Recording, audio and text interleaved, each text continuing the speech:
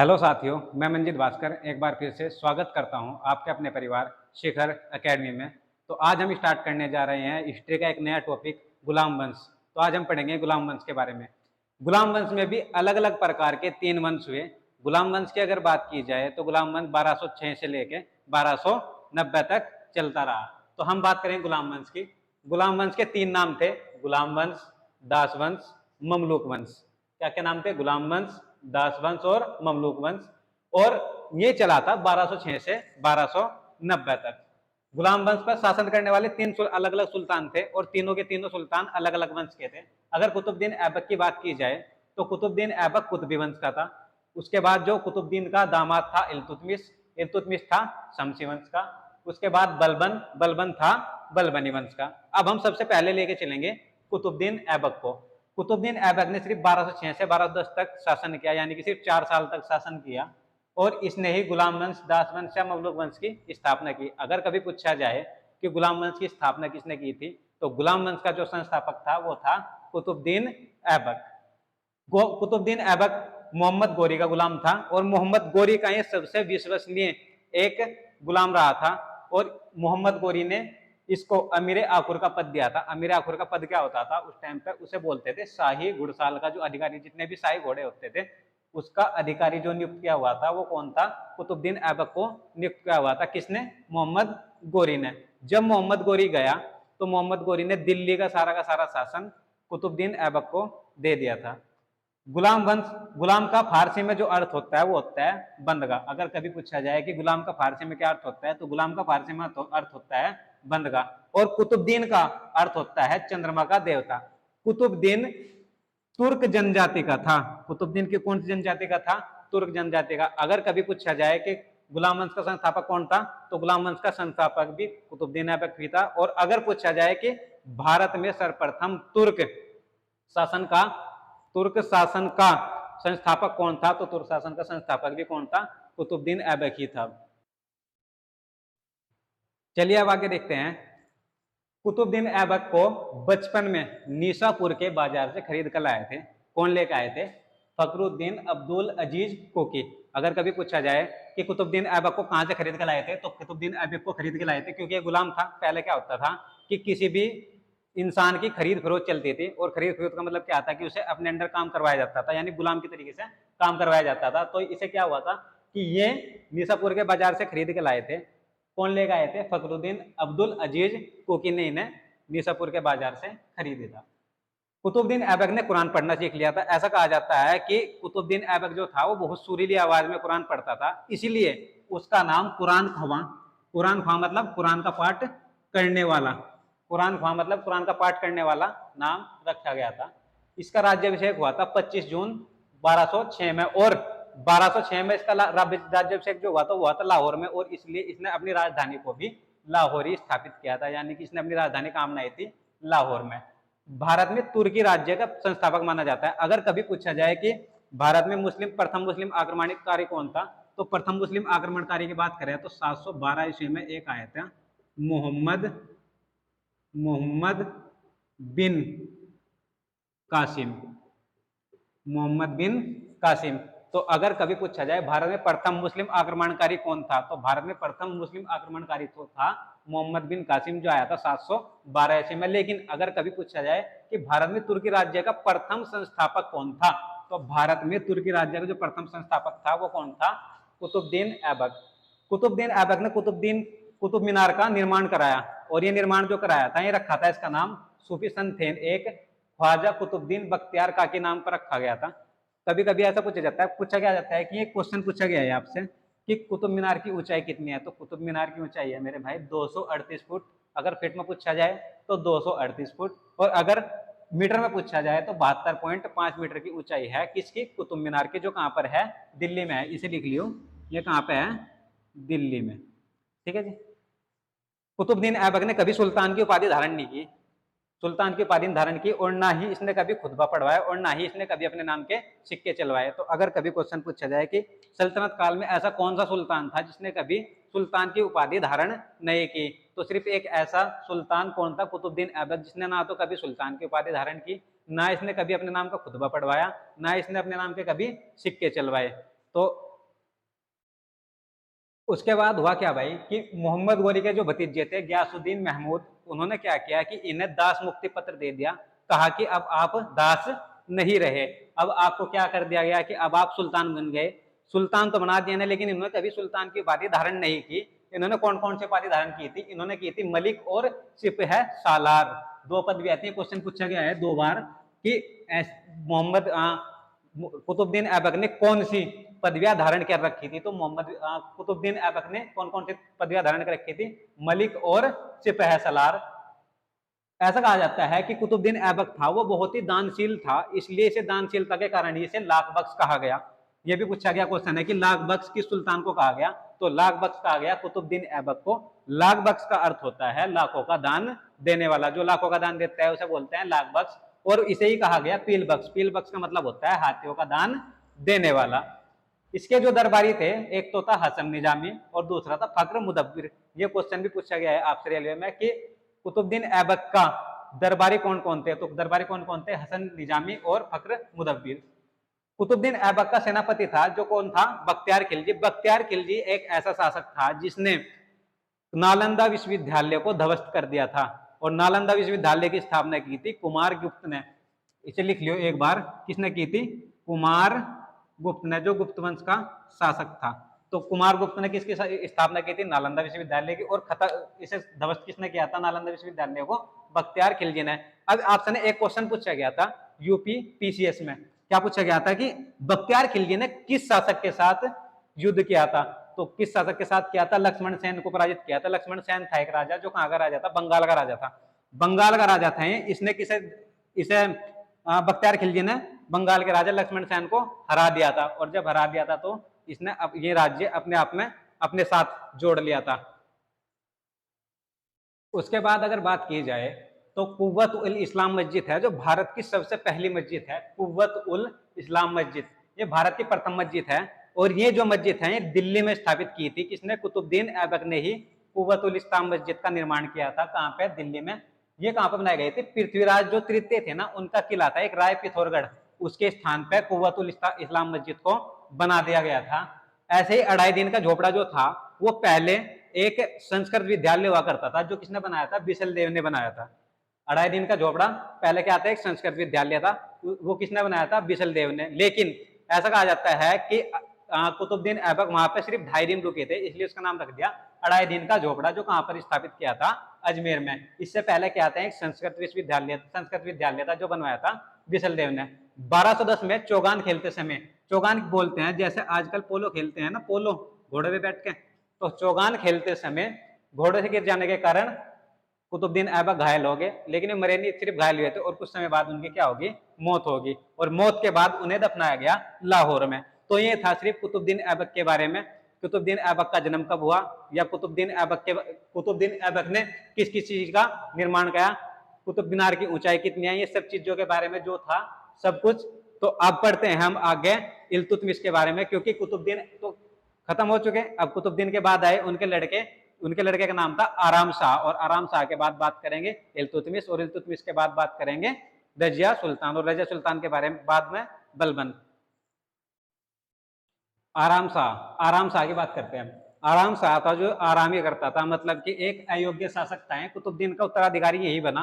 कुतुबुद्दीन की मृत्यु के बाद कुतुबुद्दीन का उत्तराधिकारी यही बना। ये असक्षम और अयोग्य व्यक्ति था।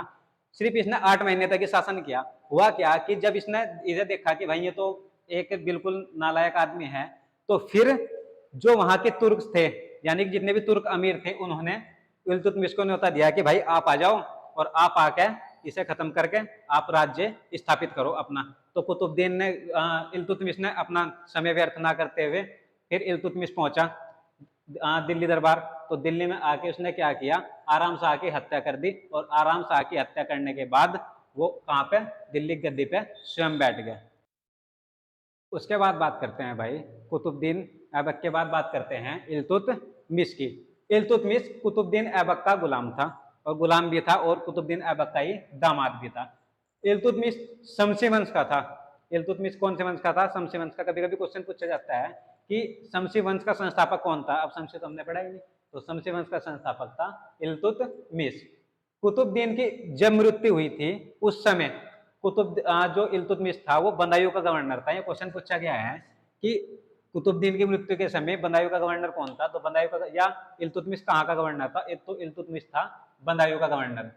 दिल्ली सल्तनत का वास्तविक संस्थापक माना जाता है। ध्यान रखना, अगर पूछा जाए कि दिल्ली सल्तनत का संस्थापक कौन है, तो दिल्ली सल्तनत का संस्थापक तो है कुतुबुद्दीन ऐबक, लेकिन अगर पूछा जाए कि वास्तविक संस्थापक कौन है, तो वास्तविक संस्थापक है आपका इल्तुतमिश। इल्तुतमिश की जो राजधानी थी वो क्या थी, उसने अपनी राजधानी दिल्ली बनाई थी। कुतुबुद्दीन ऐबक ने अपनी राजधानी लाहौर बनाई थी, लाहौर में उसे दफनाया गया था, लाहौर में उसका राज्याभिषेक हुआ था। लेकिन इल्तुतमिश ने अपनी राजधानी कहाँ बनाई भाई, इल्तुतमिश ने अपनी राजधानी बनाई दिल्ली। राज्याभिषेक हुआ था जिस टाइम पे इल्तुतमिश का, जिस टाइम पे इल्तुतमिश का राज्य से अभिषेक हुआ था, उस टाइम पे एक राजा थे, या उस टाइम पे भी एक राजा हुए, उसका नाम था अली मर्दान खां। उसने क्या किया कि उसने बंगाल, ये क्वेश्चन पूछा गया है आपसे कि बंगाल और बिहार का स्वतंत्र शासक घोषित कर दिया। आपसे क्वेश्चन कैसा पूछा गया था कि कौन से ऐसे राजा थे जिसने इल्तुतमिश के राज्याभिषेक के समय स्वयं को बंगाल और बिहार का राजा, स्वतंत्र राजा घोषित कर दिया। तो स्वतंत्र शासक किसने घोषित किया, अली मर्दान खान ने। इल्तुतमिश को गुलामों का गुलाम कहा जाता है। क्यों गुलाम का गुलाम कहा जाता है, क्योंकि मोहम्मद गोरी का गुलाम कुतुबुद्दीन ऐबक, और कुतुबुद्दीन ऐबक का भी गुलाम था इल्तुतमिश, इसलिए इसे इल्तुतमिश को गुलाम का गुलाम कहा जाता है। कुतुबुद्दीन ने सरे जहार की सरे जहार, कुतुबुद्दीन ने क्या किया था, सरे जहार का पद दे रखा था, किस है, इल्तुतमिश को। सरे जहार का मतलब क्या होता है, जो बॉडीगार्ड होते हैं ना उनका प्रधान, यानी कि अंगरक्षकों का प्रधान। तो क्वेश्चन पूछा जाए अगर आपसे कि ये बताओ कुतुबुद्दीन ऐबक ने इल्तुतमिश को कौन सा पद दे रखा था, तो कुतुबुद्दीन ऐबक ने कौन सा पद दे रखा था, सर ए जहां, मतलब कि अंगरक्षकों का प्रधान। अंगरक्षक मतलब कि बॉडीगार्ड का जो प्रधान होता है वो। कुतुब मीनार का कार्य पूरा करवाया। अगर पूछा जाए कि कुतुब मीनार का कार्य शुरू किसने कराया था, तो कुतुब मीनार का जो कार्य था वो शुरू कराया था आपका कुतुबुद्दीन ऐबक ने। और अगर पूरे की बात आ जा कि कुतुब मीनार का कार्य पूरा किसने कराया, तो कुतुब मीनार का जो कार्य पूरा कराया था वो कराया था इल्तुतमिश ने। इसके शासन में, ये क्वेश्चन पूछा गया था आपका यूपी पीसीएस में एक बार, कि पिर्थू का विद्रोह है वो कहाँ पर हुआ, वो पिर्थू का विद्रोह किसके शासन काल में हुआ, तो पिर्थू का विद्रोह इल्तुतमिश के शासन काल में हुआ। और ये कहाँ पर हुआ था, अवध में। कहाँ पर हुआ था ये, अवध में। तो पिर्थू का विद्रोह कब हुआ था, ये हुआ था इल्तुतमिश के शासन काल में। कहाँ पर हुआ था, अवध में। बिहार का प्रथम सूबेदार, ये भी क्वेश्चन पूछा गया है भाई आपसे कि इल्तुतमिश ने बिहार का सूबेदार किसे नियुक्त किया था, तो बिहार का सूबेदार नियुक्त किया था मलिक जानी को। तो आज हम जो पढ़ेंगे सिर्फ इल्तुतमिश तक ही पढ़ेंगे, कल हम पढ़ेंगे रेया सुल्तान और बलबन के बारे में। तो इसलिए इस वीडियो को ध्यान से देखना, क्योंकि इससे बहुत ज्यादा क्वेश्चन पूछे जाते हैं। और ये सारे के सारे जितने मैंने क्वेश्चन लिखवाए हैं या जितना मैंने पढ़ाया है, ये सब के सब कहीं ना कहीं आपको कभी भी कोई सा भी एग्जाम उठा के देख लो, आपको देखने को मिलेंगे, या कभी आगे भविष्य में आपसे पूछे जा सकते हैं। उसके बाद होता क्या है कि 1229 में बगदाद के खलीफा थे एक, जिनका नाम था अल मुतसिर बिल्ला। उन्होंने क्या किया है कि इल्तुतमिश को सुल्तान आजम, किसकी, सुल्तान आजम की उपाधि दी। और ये उपाधि वैधानिक थी। मतलब कि ऐसा पूछा जाता है आपसे क्वेश्चन में कि ऐसा कौन सा सुल्तान था जिसने वैधानिक उपाधि हासिल की, सुल्तान की वैधानिक उपाधि हासिल की, तो सिर्फ इल्तुतमिश ने ही क्या थी, वैधानिक उपाधि हासिल की थी। किसने दी थी उसे उपाधि, है अल मुंतसिर बिल्ला ने किसकी उपाधि दी थी, सुल्तान आजम की उपाधि। इल्तुतमिश ने, ये क्वेश्चन बहुत बार रिपीट हुआ है आपका कि इक्ता व्यवस्था किसने प्रारंभ की, तो इक्ता व्यवस्था जो थी वो इल्तुतमिश ने प्रारंभ की थी। अब समझो इक्ता व्यवस्था होती क्या है। पहले क्या होता था कि वेतन के बदले, अब तो हम क्या करते हैं, कुछ भी काम करेंगे, हम कुछ भी काम करते हैं तो उस काम के बदले हमें वेतन मिलता है। लेकिन उस टाइम पे काम करने के बदले, चाहे तो सैनिक हो चाहे कोई भी गैर सैनिक हो, यानी कोई भी अधिकारी हो, उसे काम के बदले वेतन नहीं मिलता था, उसे मिलते थे सिर्फ भूमि। तो इक्ता व्यवस्था जो थी वो किससे संबंधित थी, भूमि से।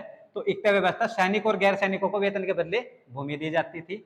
जो लेता था उसे बोलते थे इक्तेदार। और ये क्या है इक्ता, कभी कभी क्वेश्चन में ऐसा ये क्वेश्चन पूछा गया है आपसे कि ये बताओ जो इक्ता वर्ड है, इक्ता शब्द है, वो कौन सी भाषा का शब्द है, तो इक्ता है जो वो अरबी भाषा का शब्द है जिसका अर्थ होता है भूमि। सर्वप्रथम सिक्कों का प्रचलन, सर्वप्रथम अरबी सिक्कों का जो प्रचलन था वो भी स्टार्ट किसने किया था, इल्तुतमिश ने। इल्तुतमिश ने चांदी का सिक्का चलाया। चांदी के सिक्के को कहा इन्होंने टका, जो होता था 175 ग्राम का। क्वेश्चन भी आपसे पूछा गया है कि इल्तुतमिश ने टका जो था वो कहाँ का सिक्का था, या चांदी के सिक्के को क्या कहा जाता था, तो चांदी के सिक्के को कहा जाता था टका, और तांबे के सिक्के को कहा जाता था जीतल। चांदी को कहा जाता था टका और तांबे को जीतल। ऐसे ही उसके बाद जो ये सिक्के होते थे टकसाल में ढाले जाते थे। जो टकसाल थी वो कहाँ पर थी, दिल्ली में। तो ये बात आप लोगों के शायद समझ में आ गई होगी। अब भाई दिल्ली में टकसाल तो स्थापित करा दी थी इन्होंने। अब टकसाल स्थापित कराने के बाद इन्होंने सिक्कों पर टकसाल का नाम लिखवाने का श्रेय, यानी कि अब क्या होता है कि कहीं पे भी जैसे हमारे नोट छपते हैं तो उस पर उसका नाम लिखा होता है कि यहाँ पे छपे होते हैं। तो ऐसे ही इसने जहां पर नोट छपते थे, जहां पे भी चांदी के और तांबे के सिक्के छपते थे, उस पर उस टकसाल का नाम लिखवाने का श्रेय जो सबसे पहले जाता है वो इल्तुतमिश के जाता है। इल्तुतमिश के जो सिक्के होते थे उन पर शिव, नंदी और चौगान घुड़सवार अंकित होते थे। ये क्वेश्चन पूछा गया है कि जो शिव और नंदी के मूर्तियां छपी होती थी वो किसके सिक्कों पर छपी होती थी, तो वो छपी होती थी इल्तुतमिश के सिक्कों पर। बगदाद के खलीफा का नाम सर्वप्रथम किसने लिखवाया था? इल्तुतमिश ने लिखवाया था। किस पर? सिक्कों पर। तो सिक्कों पर अगर पूछा जाए कि सिक्कों पर सर्वप्रथम बगदाद के खलीफा का नाम किसने लिखवाया था, तो बगदाद के खलीफा का सर्वप्रथम नाम लिखवाया था इल्तुतमिश ने। दिल्ली का प्रथम शासक था ये, सिर्फ दिल्ली का पहला शासक यही था एक ऐसा जिसने सुल्तान की उपाधि धारण की थी। क्योंकि अगर कुतुबुद्दीन ऐबक की बात की जाए तो कुतुबुद्दीन ऐबक ने सुल्तान की उपाधि धारण नहीं की, इसने सिर्फ सिपह सलार और आपकी मलिक की उपाधि धारण की थी। वफादार गुलामों की टुकड़ी बनाई इन्होंने, जितने भी इसके वफादार गुलाम थे उन्होंने सबको जोड़ कर इन्होंने एक टुकड़ी बनाई जिसका नाम था चालीसा। क्योंकि वे जितना भी राजकाज का काम होता था सारों की देख रेख ये वफादार गुलामी करते थे। और चालीसा का कहा गया तुर्के चलगानी, आगे चल के टुकड़ी खत्म कर दी थी बलबन ने। लेकिन चलाई थी किस? अगर पूछा जाए किसने चलाई तो चलाई तो थी इल्तुतमिश ने। लेकिन अगर पूछा जाए समाप्त किसने की तो समाप्त की थी किसने? बलबन ने।